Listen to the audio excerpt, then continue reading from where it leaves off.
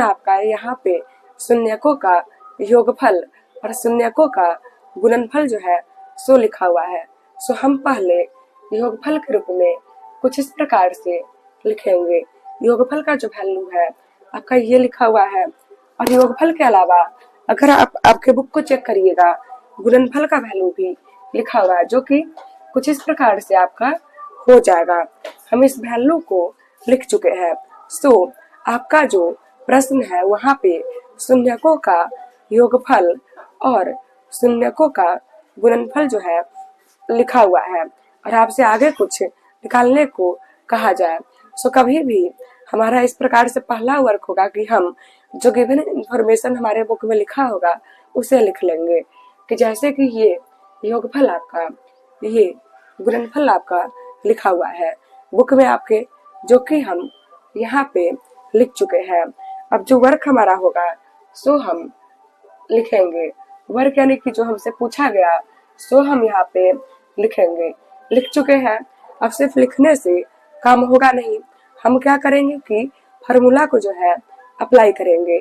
हम क्या करेंगे, नॉर्मली जो है फार्मूला को अप्लाई करेंगे। फार्मूला आपका कुछ इस प्रकार से होगा। फार्मूला जो है हम लिख चुके हैं। अब क्या करेंगे कि जिस चीज का वैल्यू हमको मालूम है वहां पर वैल्यू को लिख लेंगे, और जिसका वैल्यू नहीं मालूम होगा वो आपका उसी प्रकार से रह जाएगा। सो एक्स का स्क्वायर माइनस आपका, अगर आप चेक करिएगा ये जो है ना एक वैल्यू आपका 0 लिखा हुआ है। सो 0 और एक्स आपका जोड़ ये जो लिखा हुआ है इसका वैल्यू आपका ये रहा। काफी अच्छे से आपको मालूम होगा कि 0 का जो है कोई वैल्यू नहीं है। चूंकि 0 का कोई वैल्यू नहीं है सो अगर हम यहाँ पे 0 को छोड़ के सिर्फ ये लिख लेंगे फिर भी काम जो है चलेगा। और इस प्रकार से ये हल हमारा हो चुका है। अगला जो प्रश्न है वहां पर भी शून्यकों का योगफल और शून्यकों का गुणनफल जो है लिखा गया, और उस प्रश्न में शून्यकों का योगफल और गुणनफल लिख करके आपसे जो पूछा गया वो आप निकालेंगे। सो पूछा कुछ भी गया हो, पहले आपका वर्क होगा कि जो गिवन इंफॉर्मेशन होगा उससे आप जो है लिख लीजिएगा यहाँ पे, जो कि कुछ इस प्रकार से आपका गिवन इंफॉर्मेशन आपके बुक में लिखा हुआ है। ये आपका योगफल का जो वैल्यू है हो चुका है, और ये आपका गुणनफल का जो वैल्यू है सो भी हो चुका है। अगला हमारा वर्क होगा कि हम चेक करेंगे आखिर हमसे पूछा क्या गया, और जो हमसे पूछा गया सो हम लिख लेंगे यहाँ पे। कुछ इस प्रकार से आप लिख लेंगे और सामने में जो फार्मूला आपका होगा उस फार्मूला को आप लिखिएगा। क्लियर होगा आप लोग का अच्छे से। अब आपको कहना चाहेंगे कि एक्स का स्क्वायर इसी प्रकार से होगा माइनस आपका, अगर आप चेक करिएगा इसका जो वैल्यू है ना ये आपका लिखा हुआ है, लिख चुके हैं। एक्स आपका होगा जोड़ इसका जो वैल्यू आपका है ये लिखा हुआ है, हो चुका है।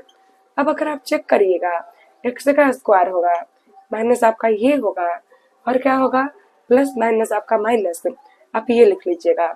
पहले ही आपको कह चुके हैं कि जब भी आप इस प्रकार के प्रश्नों को हल करिएगा ना भिन्न के रूप का आपका आंसर जो है नहीं होगा। जब भिन्न के रूप का आपका आंसर नहीं होगा आपका वर्क यहाँ पर होगा कि कैसे भी करके भिन्न को जो है रिमूव करिएगा। सो अगर आप चेक करिएगा ये जो है भिन्न के रूप का लिखा हुआ है, इसके नीचे कुछ नहीं है, 1 आपका छिपा होगा, इसके भी नीचे 1 आपका छिपा होगा। अगला वर्क आपका होगा कि इन सभी का लॉसल लेकर के आप लिख लीजिएगा। जैसे भिन्न पर का जोड़ को आप हल करिएगा ना उस प्रकार से आप यहाँ पर भी हल करके लिख लीजिएगा। एग्जाम्पल के लिए इसके पहरा में ये जो है ना एक बार में है, 1 का गुना आप इससे करके लिखिएगा।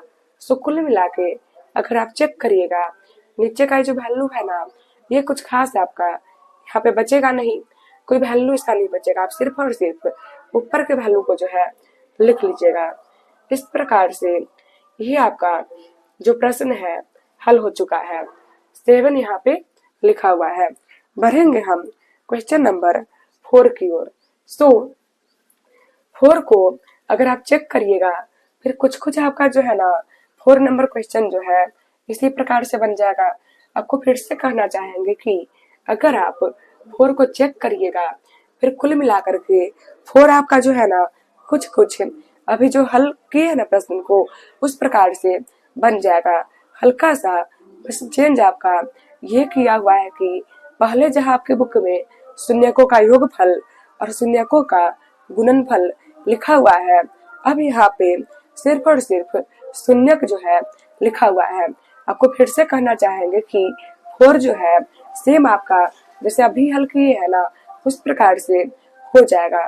फर्क सिर्फ आपका ये है कि जो अभी आपके प्रश्न में शून्यकों का योगफल शून्यकों का गुणनफल लिखा रहा होगा, 4 में सिर्फ और सिर्फ जो है शून्यक आपका लिखा हुआ है।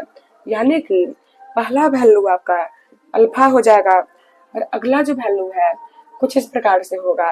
लेकिन काफी अच्छे से आपको मालूम है कि जो आपको जो है ना शून्यकों का योगफल और गुणनफल जो है चाहिए, क्योंकि बिना शून्यकों के योगफल और गुणनफल के प्रश्न को आप हल जो है नहीं कर पाइएगा। सो अब हम यहाँ पे शून्यकों का योगफल निकालेंगे जो कि कुछ इस प्रकार से होगा। अल्फा के जगह पे ये वैल्यू होगा जोड़ आपका, इसके जगह पे ये वैल्यू आपका होगा। आप ये लिख लेंगे प्लस माइनस आपका माइनस होगा 6 आपका। अगर आप चेक करिएगा प्लस यहाँ पे कुछ नहीं है, प्लस आपका होगा जब किसी अंक या फिर किसी संख्या के पहले कोई चिन्ह आपका ना हो वहाँ पे प्लस आपका होगा। सो प्लस आपका और माइनस आपका, प्लस माइनस आपका क्या होगा माइनस होगा।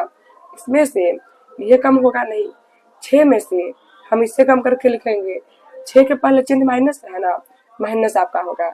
इस प्रकार से हम जो है शून्यकों का योगफल निकाल चुके हैं। अब हम शून्यकों का गुणनफल जो है निकालेंगे जो कि अल्फा की जगह ये हो जाएगा और बीच में कुछ नहीं है गुना होगा और इसके जगह पर ये वैल्यू होगा। हो चुका है। अब यहाँ पे इसके पहले कोई चिन्ह आपका नहीं है। जब कोई चिन्ह आपका नहीं होगा प्लस आपका होगा, प्लस माइनस आपका माइनस और गुना करके 12 आपका होगा। इस प्रकार से शून्यकों का योगफल और गुणनफल जो है निकल चुका है।